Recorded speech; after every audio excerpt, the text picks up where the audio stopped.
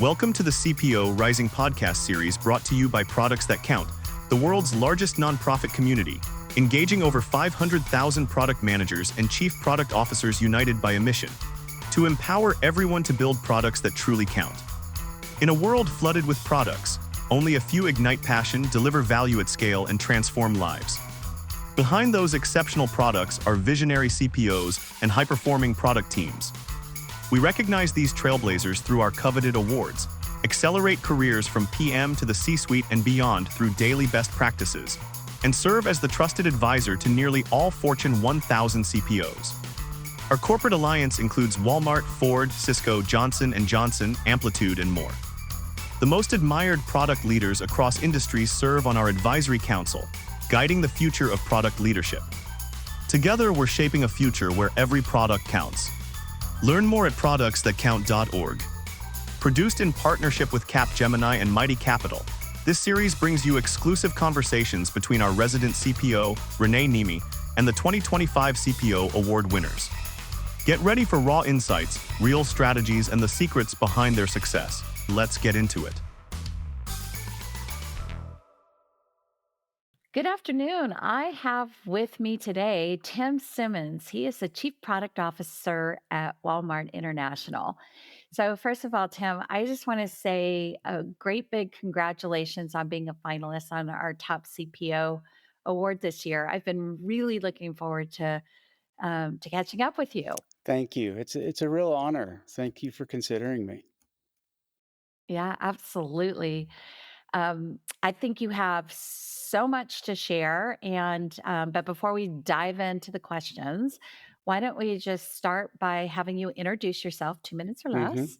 Tell us a little bit about your specific role at Walmart. And Walmart's a massive Yeah. company. And which group you work with, what your current role and is. Maybe you can tell us a little bit about, what led up to kind of a little bit about your journey to where you're at Yeah, sure. today. Okay. So currently, I'm serving as the Chief Product Officer for Walmart International. Walmart as an enterprise has three segments. So there's Walmart US, Walmart International, and Sam's Club. Um, so in this role, I lead all of product and design for work that we do at the center, kind of here at the home office, but then also for the work that we do across 7 markets. So these are markets that sometimes are country specific and sometimes a group of countries. So like South Africa, Central America, Mexico, Canada, India, China, etc. Um, and the way we have this set up is that I work very closely with our chief technology officer. We're kind of joined at the hip, and we focus on the product development lifecycle.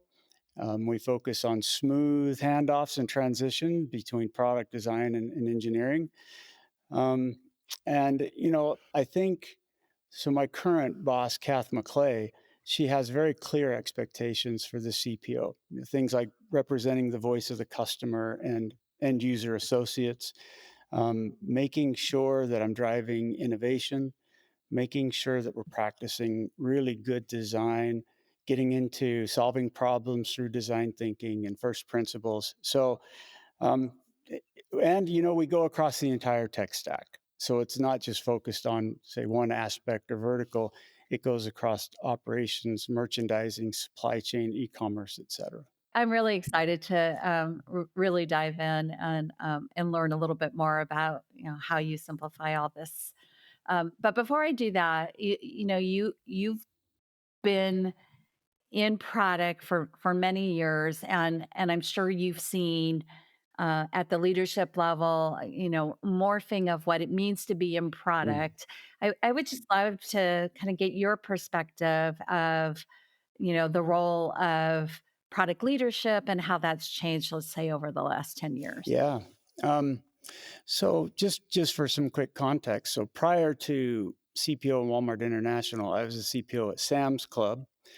And prior to that, I just led a large product portfolio within Sam's.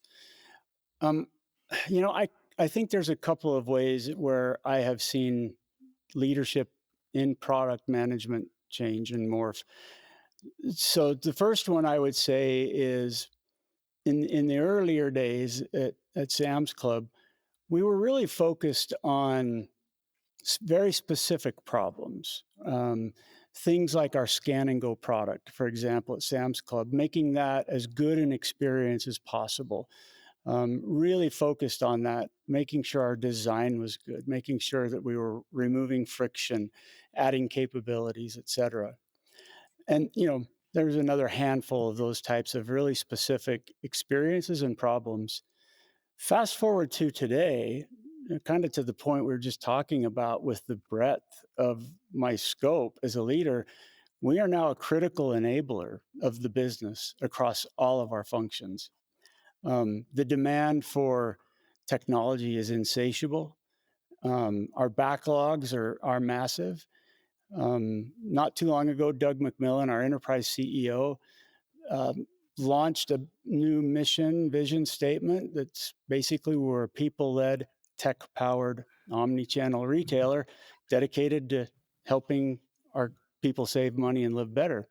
So that notion of people-led, tech-powered, it's basically now technology and product management and design is a thread that's woven throughout our entire business.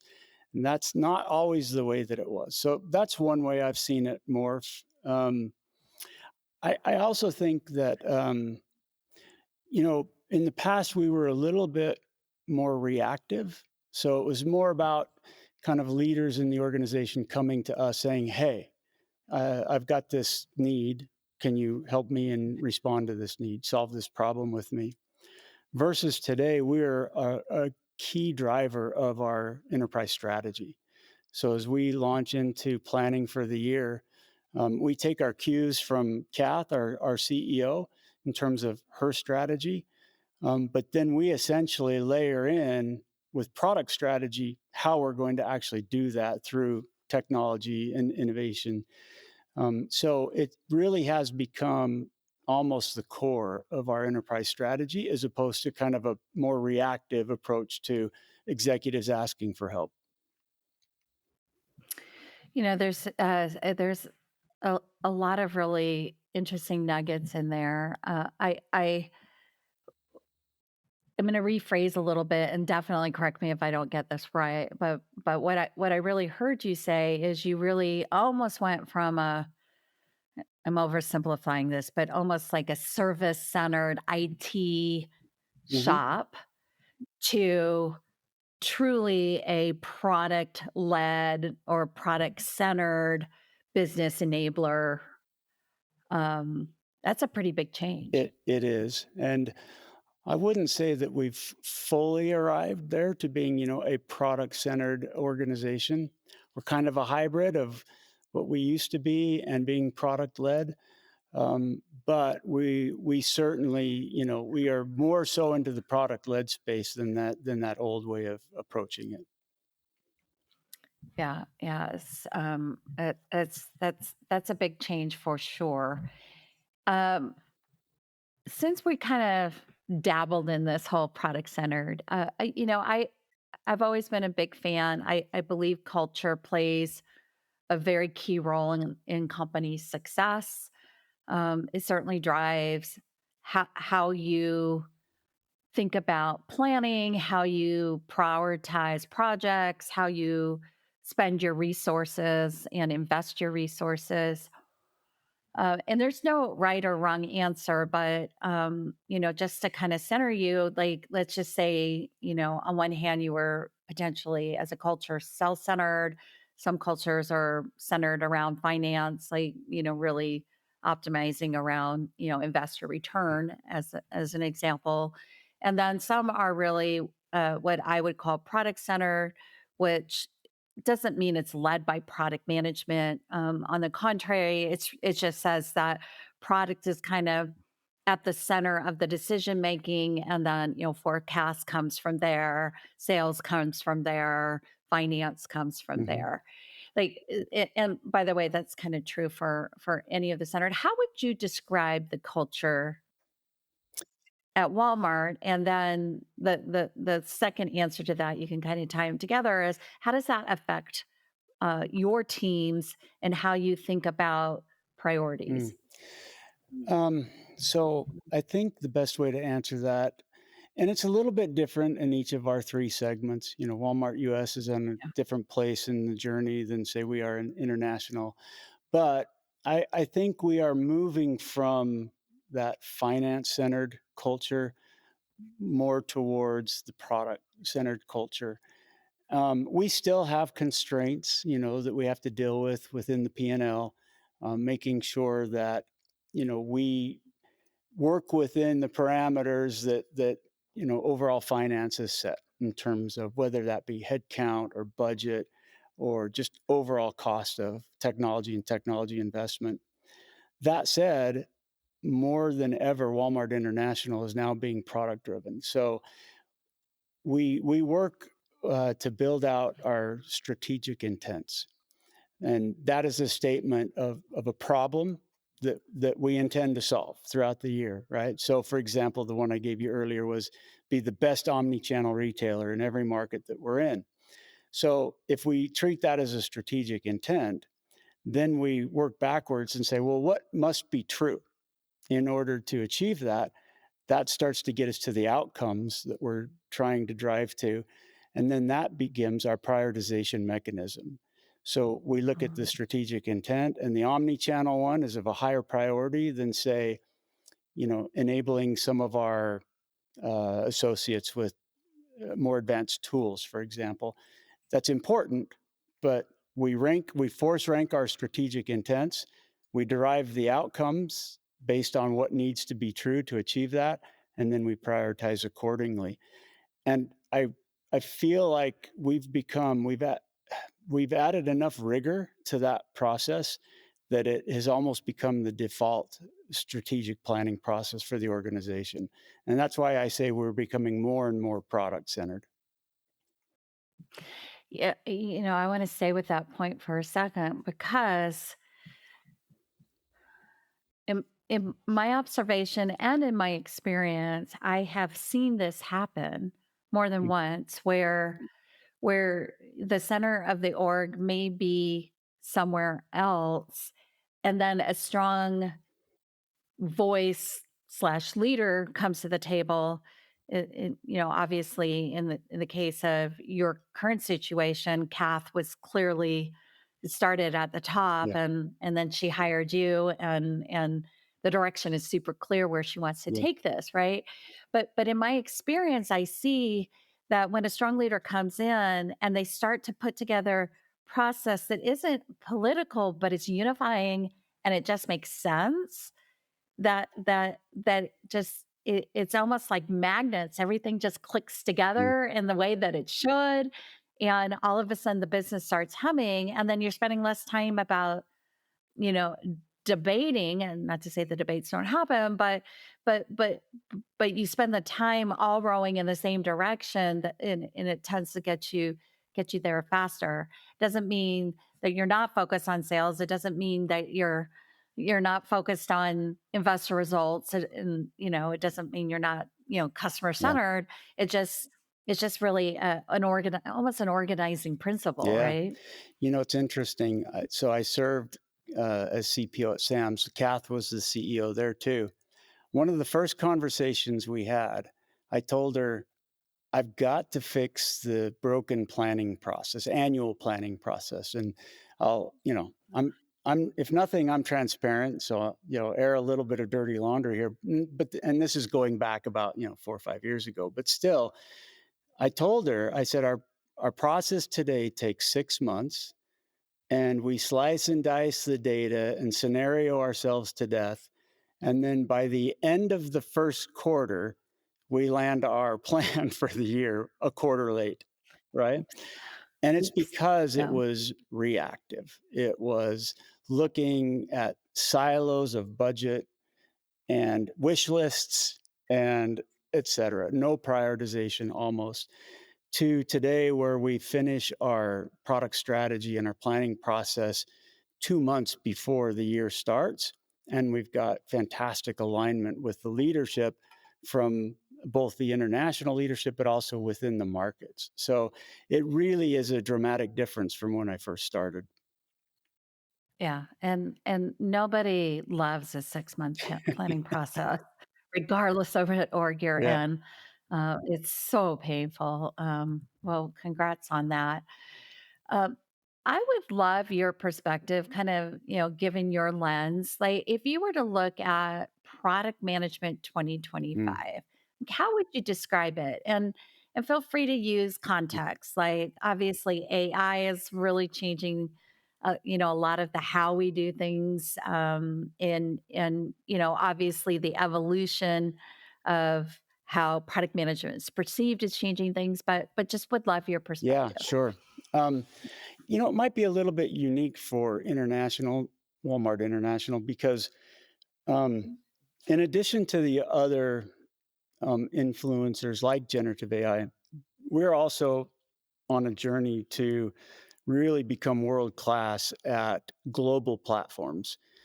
That wasn't always our strategy. We would, build uniquely for the markets. It was quite decentralized, but we're on the right strategic direction now to build once and make sure that we build a multi-tenant platform where all of our markets can then participate in that platform. It's all about speed and innovation. That is the big why behind why we're doing that. Um, so, in that context, product management in 2025 is about being able to understand how to work in a global platform environment. How do we take work that's been done, say, for Walmart US, um, architect that in a way that it's multi-tenant and that we can have Mexico, Canada, et cetera, all on that same platform. It's interesting. It's a different way of working than we're used to.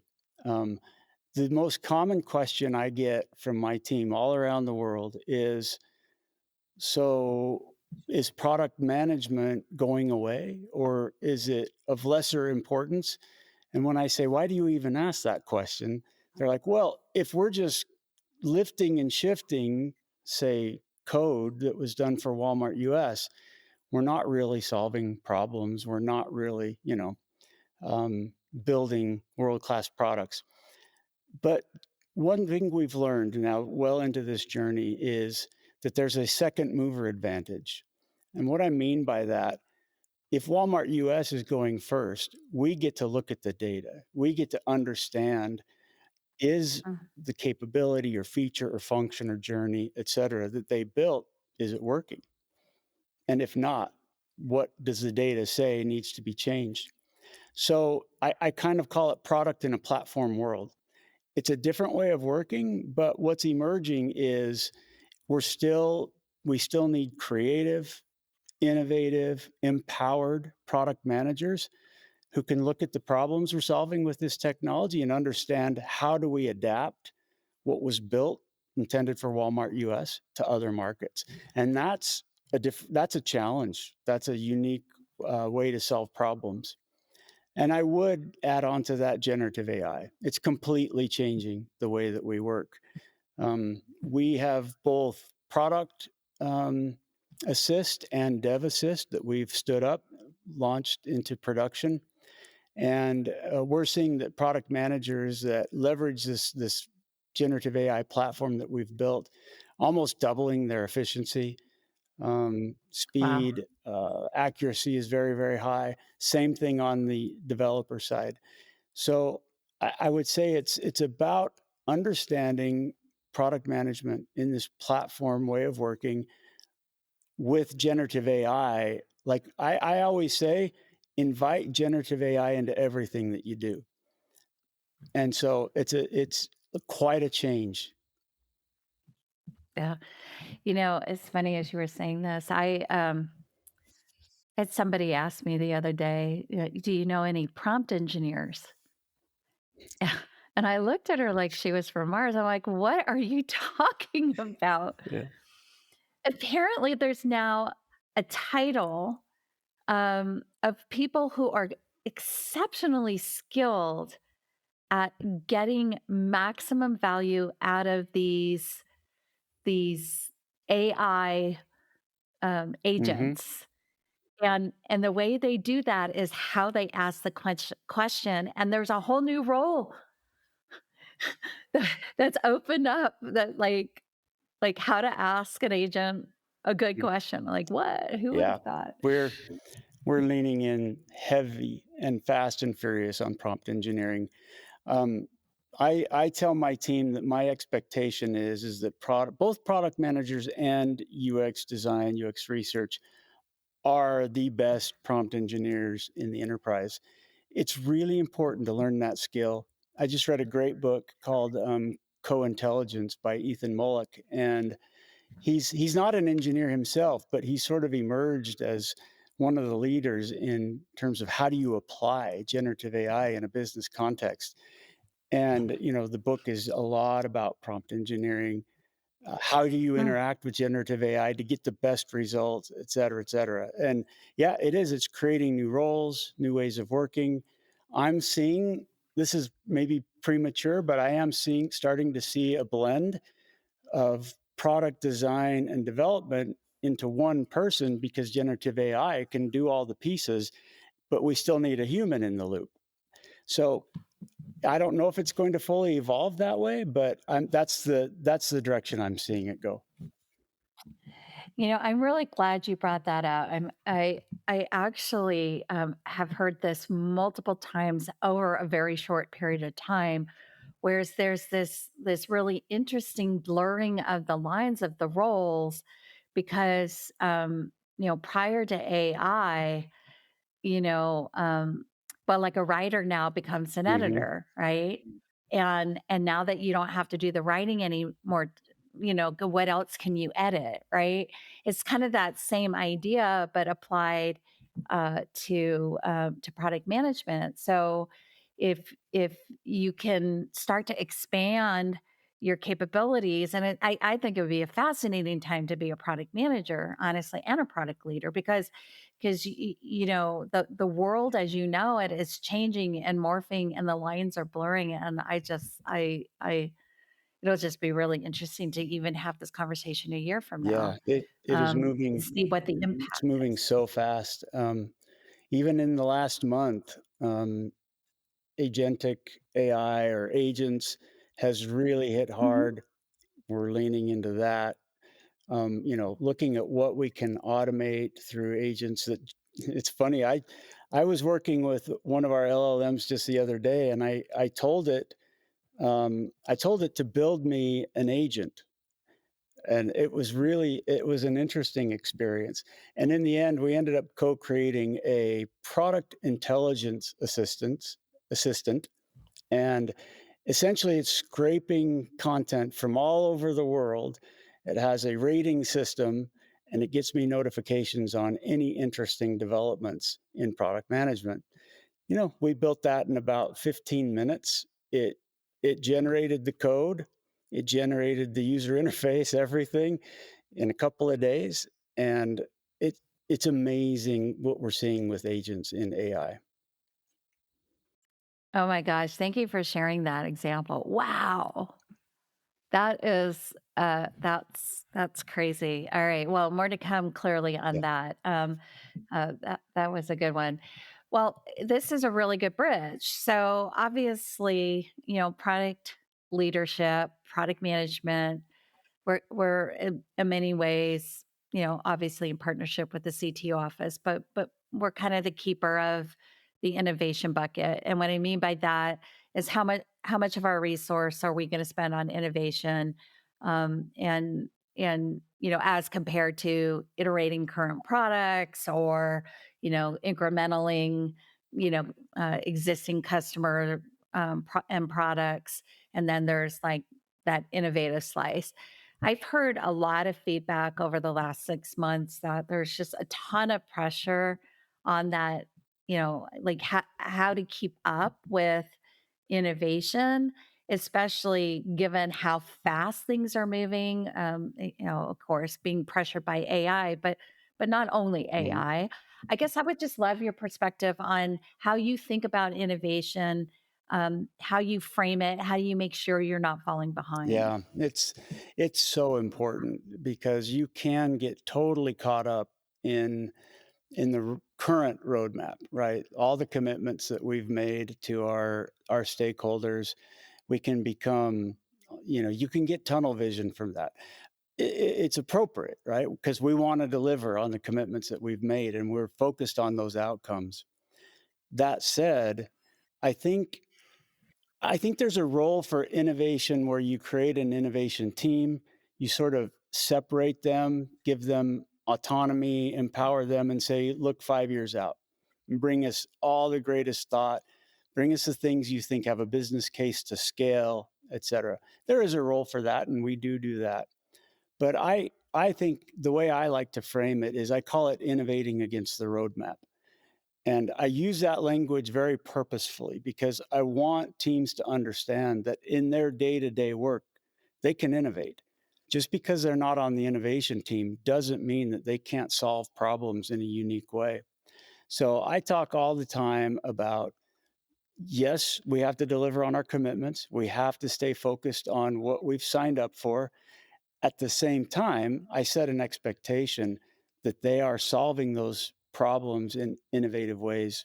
I'll give you one example. And this is a few years back, but it's a really good example. So I like to tell this story.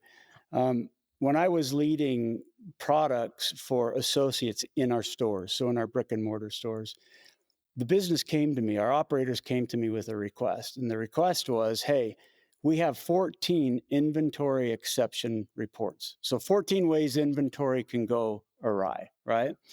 And they said, right now, the associates have to leave the sales floor, print the reports, and we want to put them on a digital device. So we prioritized it. It's on the roadmap. And if we just focused on delivering on that, we would have essentially just digitized the reports and put them on a tablet or something like that. But there was a really good product manager in the room who started asking the 5 whys. Why are there 14 reports? Why is that? How long are these reports? Are they all equal importance? Et cetera, et cetera. And by really questioning what problem were we really solving there, we started to innovate. And that little pivot led to us really leading out from a brick and mortar retail perspective into what I call automated directed work, where artificial intelligence was now understanding the different priority in terms of the inventory problems and exceptions and informing associates of this is the next best thing that you should go focus on right now. Hugely innovative. And it wasn't because there was a little team off separate as the innovation team. It's because that product manager had an innovative mindset as he was just approaching the roadmap. I think that's really powerful when you help set that vision and even expectation. Um, I also think there's a role for what I just call end-to-end pilots. And by that, I mean, instead of maybe just, one feature that we're working on in the roadmap and solving it in a creative, unique way, this is about, here's one example. In Chile, we're testing auto home replenishment.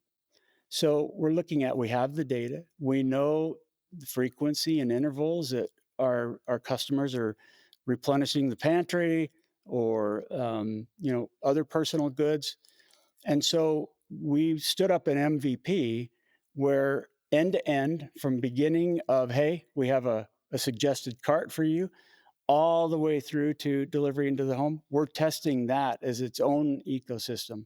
So I think, and to me, the answer is yes, all the above. Separate innovative teams looking way out, teams that are Mhm. doing end to end MVPs and testing those, and then just every day innovating against the roadmap, all are really, really important. I, s- I, I love that you broke out the different frameworks for thinking of it. And I also want to double down. I love that quick iteration test, prototyping, if you will, that small innovation teams can do because they're not encumbered by the day to day. I have to say I have a favorite, and my favorite is that product manager that asks those 5 Hmm. whys because, you know, I and I don't know how you feel about that, but I do find there's this trap that when we think of innovation, we think of this, this aha moment, and the sun comes up and the angels sing. And like, no, sometimes innovation can happen in really clever, small ways that are super, super important. Hmm. And, you can have a team that's constantly innovating if they have the right mindset. Absolutely. I can't tell you how many times I've seen curious product managers who really question the problem, who connect dots that other people just aren't seeing. They're working Yeah. on a problem, maybe over here, and like computer vision is a great example. We've been training ML models on computer vision to recognize items. We were solving for inventory over here, wanting to know how much do we have, where is it, what is it, et cetera. Really, really important for brick and mortar retail. And yet the person who was working on checkout and the customer experience to exit quickly and friction free, they saw the computer vision models we were training over here and said, oh, we can apply that to the basket and checkout. That connecting those dots led to our scanless checkout now in Sam's Clubs, and our members absolutely love it. So whether it's they're really questioning the problem or they're connecting dots, that is powerful innovation. Some, in my opinion, probably the most powerful.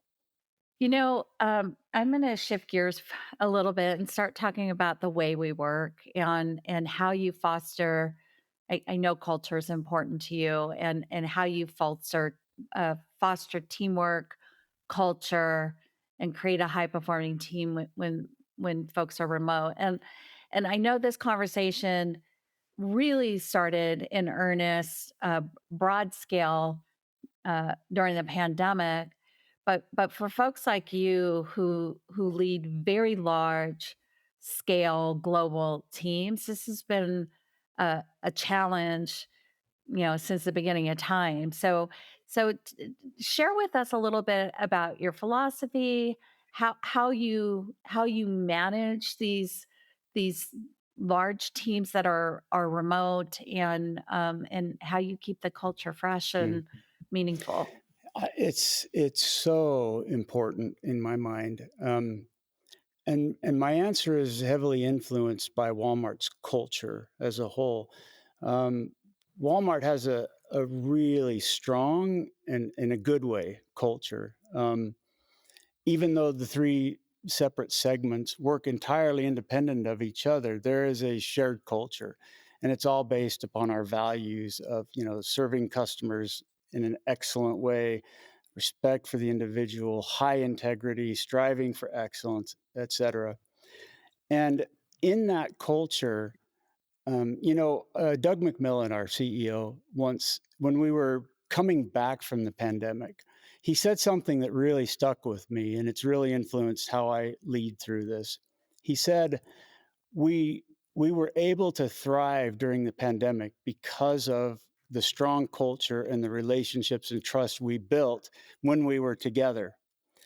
And as the pandemic was winding down, his point was, we need to get back together. So for us, being together, the call to come back to the office was all about continuing to nurture and create this wonderful culture that we have. So for me, it's most of what we do is virtual. It just is. Like, I'll start out my morning sometimes really early to accommodate the China time zone. And so I'm working with them on, remote work. And then by the end of the day, it's a different time zone, right? So my whole day is largely virtual. So I have to work really hard at creating those together moments. I've adopted your word for it, rituals. And we very purposefully and mindfully have put these rituals in place where we gather together frequently with the purpose of making sure that we're nurturing and creating that culture.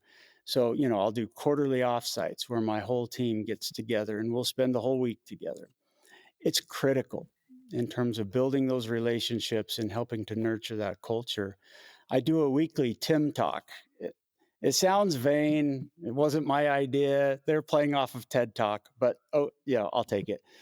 But I have Hey, it's a three-letter word, right? It exactly. works. But I'll have anywhere from 150 to 300 people around the globe join that Tim Talk. It's 15 minutes once a week, and that's about it's virtual, but it's also pulling us together. So to me, like in the international context, given the time zones and the markets, a majority of what we do is virtual. Therefore, I have to work extra hard at making sure we create the together moments where we build that culture and that trust and those relationships. I think it's critical. Yeah. By the way, uh, I love the idea of a multi-channel way to connect through rituals. And I especially like that you haven't given up on the in person. There's definitely an investment associated with Yeah. that, in both time and Hmm. money. But that just means that the culture values relationships, and sometimes you have to slow down to speed Yeah. up, so to speak. And the Tim Talks aren't vain. I have again a little bit of inside knowledge that is literally one of the most popular things that you Mm. do. Uh, and I know that your team really appreciates it. So that's that's absolutely amazing. Um, how do you obviously, again, you're dealing with a lot of complexity.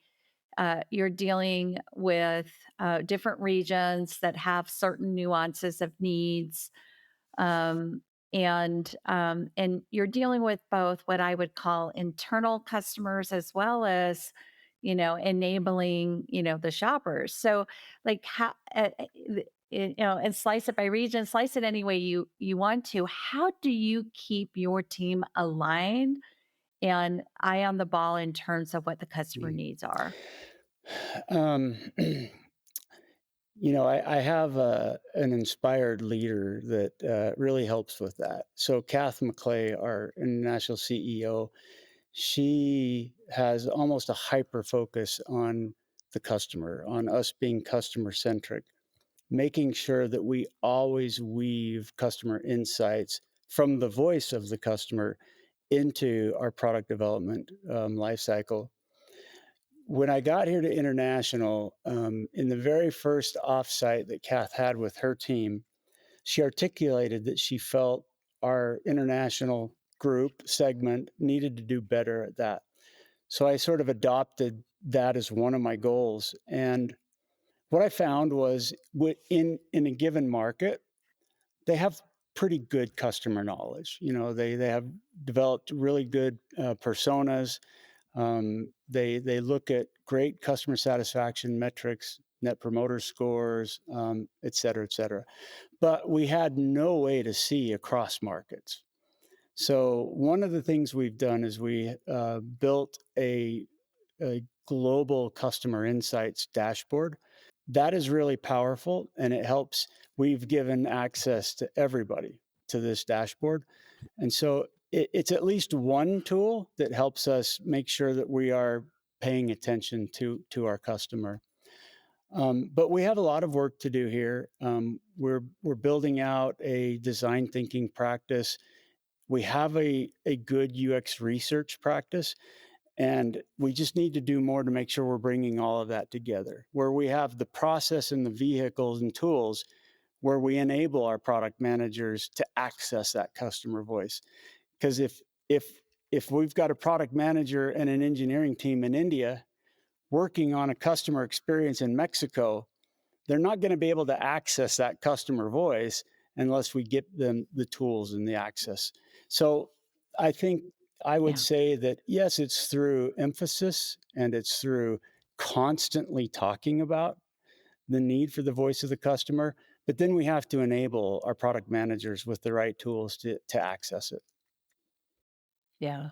Yeah, sometimes you have to say the same thing over and over until you're blue in the face and maybe somebody heard you, right? I think very impressive how you've really thought about this systemically, which is what you have to do at scale. There's just no other way to get it Yeah. done. Amazing. It makes me really, really sad to have to wrap this up because this has been so much fun. But unfortunately, the time has come. A question or two short of my list, but hey, I so appreciate your time. But before we end, I have a couple of quick Okay. questions. This is just the quick question and quick Okay. answers portion, and then we'll let you go. Okay, you ready? Yep. Okay, first one. What makes a great product leader? Empathy. Love it. I Love can it. elaborate And if love you that you want, but have you it. said quick. No, no, you don't need to Okay. elaborate because empathy says everything I need to know. Um, what's your favorite tool and why?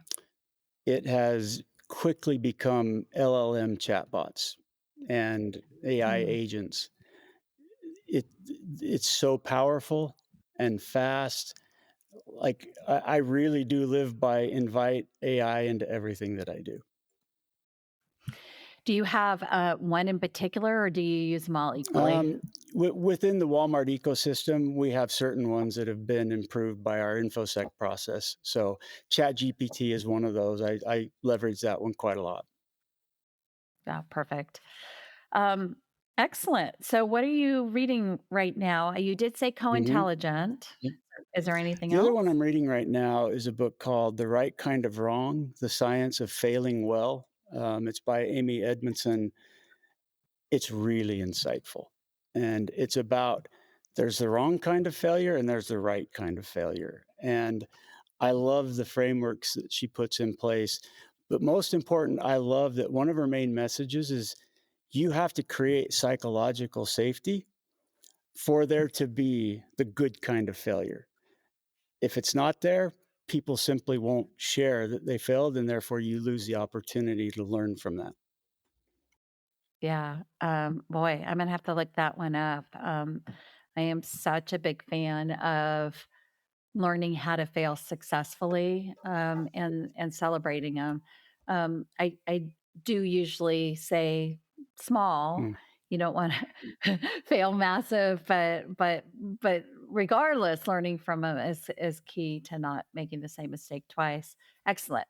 Okay, who do you follow and why? Um, okay, so after reading the co-intelligence book, I started to follow Ethan Mollick. Um, why? He's just got great ideas on prompt engineering and different ways, different applications for generative AI. He's a real good one. I follow Zeynep Ton. She's the author of The Good Job Strategy. I like her thinking. Doesn't hurt that she featured me in Sam's Club in her second book, but I think Zeynep, I'll go back to the people led, tech powered. In order to be people led, we have to elevate people.